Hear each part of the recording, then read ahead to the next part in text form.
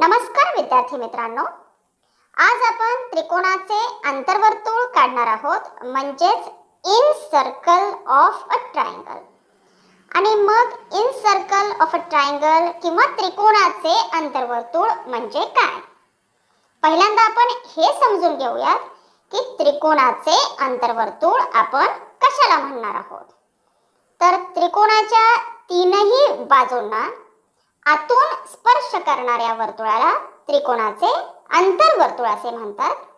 आणि या वर्तुळाचा जो केंद्रबिंदू आहे त्याला अंतर्वर्तुळ केंद्र, अंतर्मध्य किंवा अंतकेंद्र असे म्हटले जाते.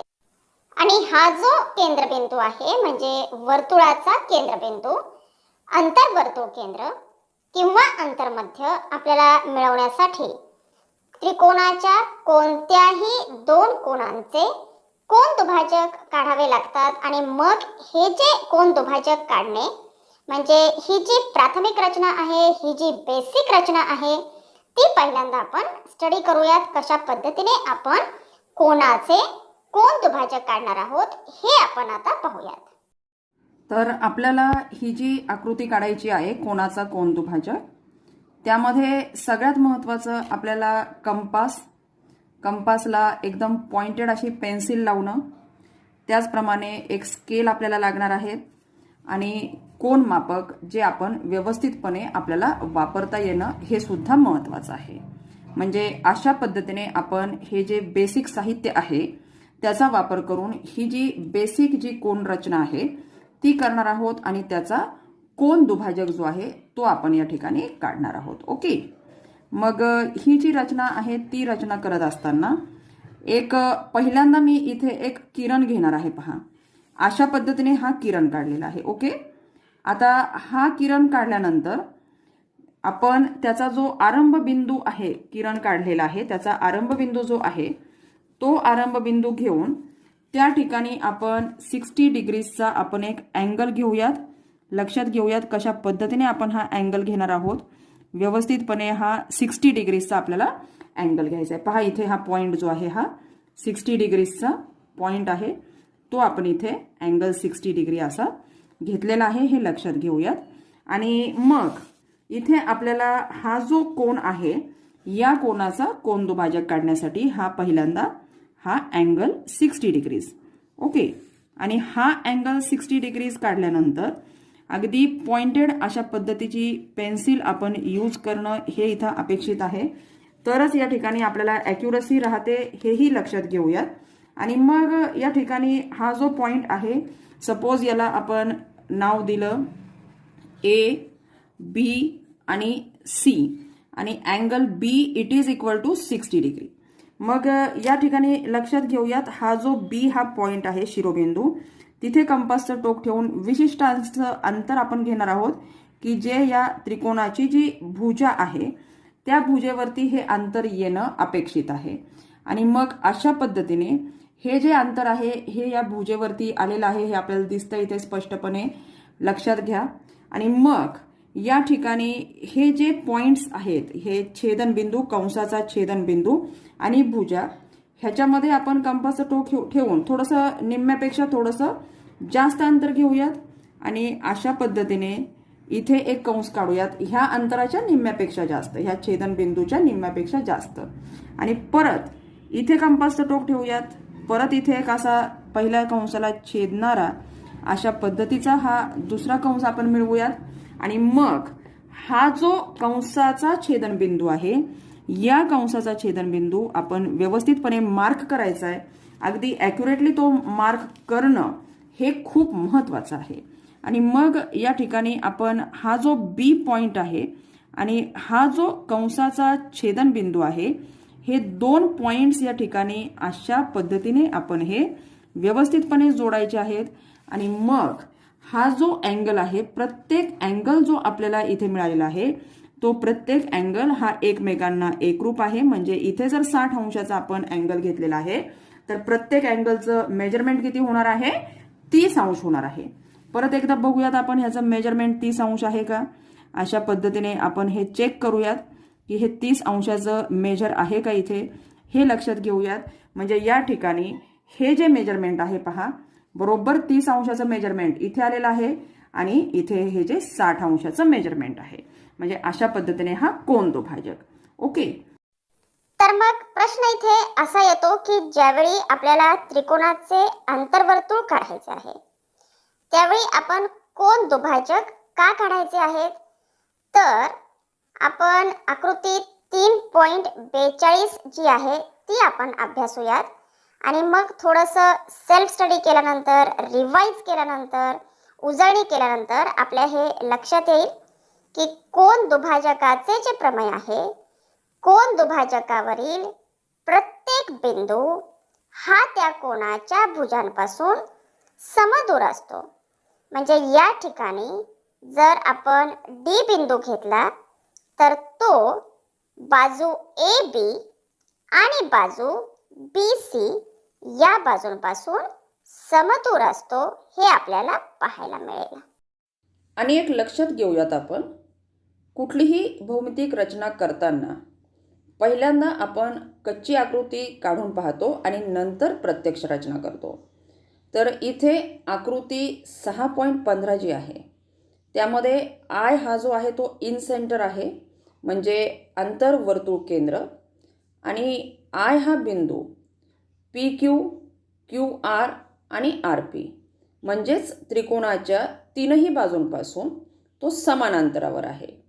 आणि मग आय हा जो पॉईंट आहे म्हणजे अंतर्वर्तुळ केंद्र किंवा इन सेंटर, यापासून आपण पी क्यू हा रेषाखंड जो आहे त्या रेषाखंडावरती लंब काढणार आहोत. म्हणजे आय हा जो पॉईंट आहे हा पी क्यू या रेषाखंडाच्या बाहेर आहे.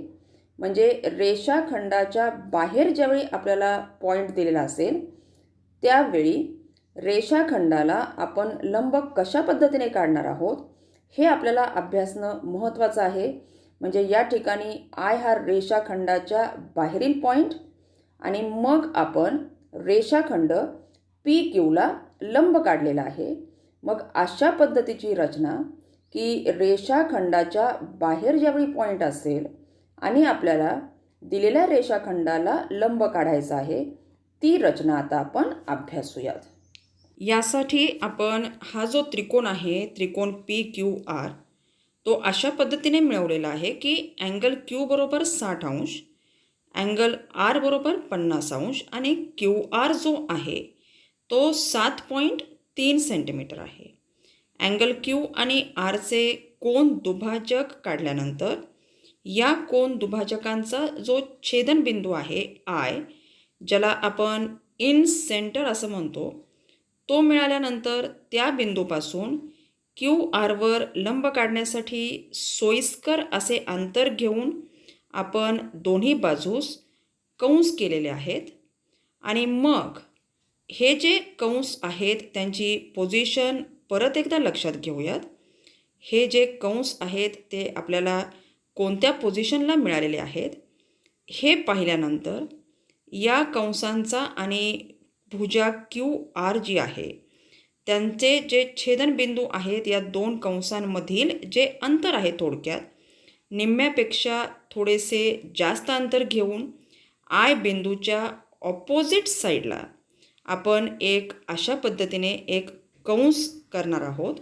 आणि हा जो कंस आहे हा एका बाजूवरती आपण कंपासचं टोक ठेवून मिळवलेला आहे.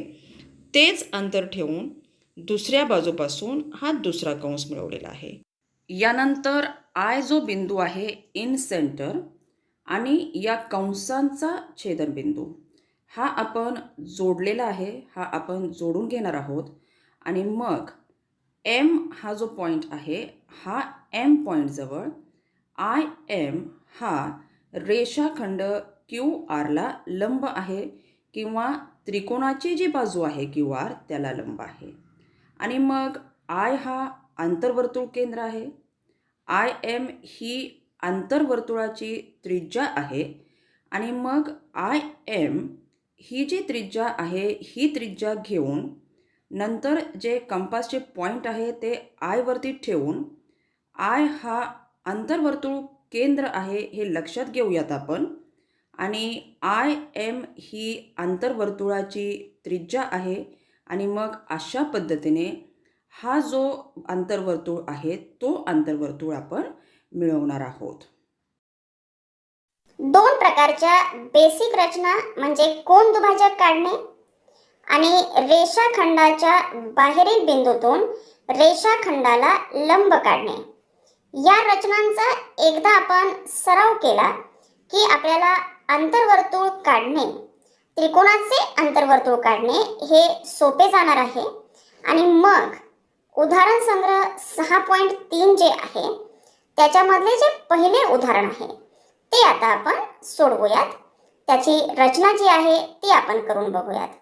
आणि मग हे जे उदाहरण आहे यामध्ये त्रिकोण ABC अशा पद्धतीने आपल्याला काढायचा आहे की angle B is equal to 100 degree, BC is equal to 6.4 centimetre, angle C is equal to 50 degree. आणि अशा मापाचा जो त्रिकोण आहे त्याचे अंतर्वर्तुळ आपल्याला काढायचे आहे. तर अंतर्वर्तुळ ज्यावेळी आपण काढणार आहोत त्यावेळी आपल्याकडे पॉइंटेड पेन्सिल असावी आणि मग ही जी पहिली स्टेप आहे त्यामध्ये BC हा जो रेषाखंड आहे 6.4 सेंटीमीटर मापाचा तो रेषाखंड आपण काढायचा आहे. हा रेषाखंड काढल्यानंतर मग जे मेजरमेंट आपल्याला दिलेलं आहे B पासून अँगलचं जे मेजरमेंट आहे अँगल B हा जो मेजर अँगल आहे तो 100 डिग्रीचा आहे. आणि मग हा जो अँगल आहे तो अँगल आपण या ठिकाणी काढणार आहोत. अचूकपणे माप घेणं हे महत्त्वाचं आहे, हे लक्षात घेऊयात. आणि हा विशाल कोन असणार आहे. अशा पद्धतीने अँगल B साठीचा पॉईंट जोडल्यानंतर अँगल B जो आहे तो 100 डिग्री मेजरमेंट असणारा हा जो अँगल आहे हा मिळवलेला आहे. आणि यानंतर अँगल C जो आहे, अँगल Cचं जे मेजरमेंट आहे ते 50 डिग्री आहे. आणि मग हे जे मेजरमेंट आहे अँगल C आपण या पॉईंटपासनं मोजणार आहोत. आणि हा जो कोन आहे तो लघुकोन असणार आहे हे या ठिकाणी लक्षात घेऊयात. आणि अशा पद्धतीने अँगल C आणि अँगल B हे मेजरमेंट व्यवस्थितपणे घेऊन अचूकपणे मेजरमेंट्स घेऊन हा विशाल कोन त्रिकोण जो आहे अशा प्रकारचा विशाल कोन त्रिकोण आपल्याला मिळणार आहे, ज्यामध्ये अँगल B जो आहे तो 100 डिग्री आहे आणि अँगल C जो आहे त्याचं जे मेजरमेंट आहे ते 50 डिग्री आहे. तर अशा पद्धतीने हा आपला मिळालेला त्रिकोण आहे हे आपण लक्षात घेऊयात. आणि मग कंपासचं जे टोक आहे ते B वरती ठेवून आपण पहिल्यांदा हे जे कंस आहेत हे कंस करून घेतलेले आहेत. आणि आपण जो कोन B आहे त्या कोन Bचा कोन दुभाजक आपण मिळवणार आहोत. इथे हे जे निम्म्यापेक्षा जास्त अंतर वगैरे हे जे काही आपल्याला दाखवलेलं आहे त्याच्यानुसार आपण हा जो कंस आहे पहिला कंस आपण केलेला आहे, त्याचप्रमाणे हा पहिल्या कंसाला छेदणारा दुसरा कंस आपण केलेला आहे. आणि मग हा जो कोन दुभाजक आहे हा कोन दुभाजक अँगल Bचा हे जे छेदनबिंदू आपल्याला मिळालेले आहेत कंसाचे छेदनबिंदू ते जोडूयात. छेदनबिंदू अचूकपणे घेऊयात. आणि अचूकपणे छेदनबिंदू घेणं हे खूप महत्त्वाचं आहे. पॉइंटेड पेन्सिल असणं महत्त्वाचं आहे हे लक्षात घेऊयात आपण. आणि मग हा पॉईंट हे जोडलेले आहेत आणि इथे जो अँगल B आहे त्याचा कोन दुभाजक जो आहे तो आपण मिळवलेला आहे. आणि मग अँगल Cचा कोन दुभाजक मिळवूयात. अँगल Cचा कोन दुभाजक कशा पद्धतीने मिळवायचा आहे हे आपण शिकलेलो आहोत. आणि मग त्या पद्धतीने आपण हा अँगल Cचा कोन दुभाजक जो आहे तो मिळवायचा आहे. अँगल Cचा कोन दुभाजक आपल्याला मिळालेला आहे या ठिकाणी. आणि हा झाला अँगल Cचा कोन दुभाजक. आणि अँगल Cचा कोन दुभाजक, अँगल Bचा कोन दुभाजक ह्या दोघांचा जो संपात बिंदू आहे तो संपात बिंदू म्हणजे आय आहे किंवा आंतरवर्तुळ केंद्र ज्याला म्हणतो आपण, तो आंतरवर्तुळ केंद्र आहे. आणि आय या बिंदूपासून AC हा जो रेषाखंड आहे त्यावरती आपण लंब काढायचा आहे. अशा पद्धतीने आपण हा लंब काढायचा आहे. आणि मग आयने ह्या रेषाखंडावरती म्हणजे AC या रेषाखंडावरती केलेला हा लंब रेषाखंड आहे जो आपण आंतरवर्तुळ केंद्रापासून मिळवलेला आहे. अशा पद्धतीने हा लंब रेषाखंड आपल्याला मिळालेला आहे. म्हणजे IP हा जो लंब रेषाखंड आहे तो आंतरवर्तुळाची त्रिज्या दाखवतो. आणि मग कंपासचे जे टोक आहे ते आयवरती आपण ठेवून IP हे जे अंतर आहे हे अंतर मोजून IP ह्या त्रिज्येचे एक वर्तुळ आपण काढणार आहोत. आणि हे वर्तुळ म्हणजे आंतरवर्तुळ. अशा पद्धतीने आपल्याला हे मिळालेलं आहे. दोन प्रकारच्या बेसिक रचना म्हणजे कोन दुभाजक काढणे आणि रेषाखंडाच्या बाहेरील बिंदूतून रेषाखंडाला लंब काढणे. या रचनांचा एकदा आपण सराव केला की आपल्याला अंतर्वर्तुळ काढणे, त्रिकोणाचे अंतर्वर्तुळ काढणे हे सोपे जाणार आहे. आणि ॲक्युरसी येण्यासाठी आपल्याला अशा प्रकारचा जो अंतर्वर्तुळ काढण्याचा सराव आहे तो आवश्यक आहे, जो आपण करणार आहोत.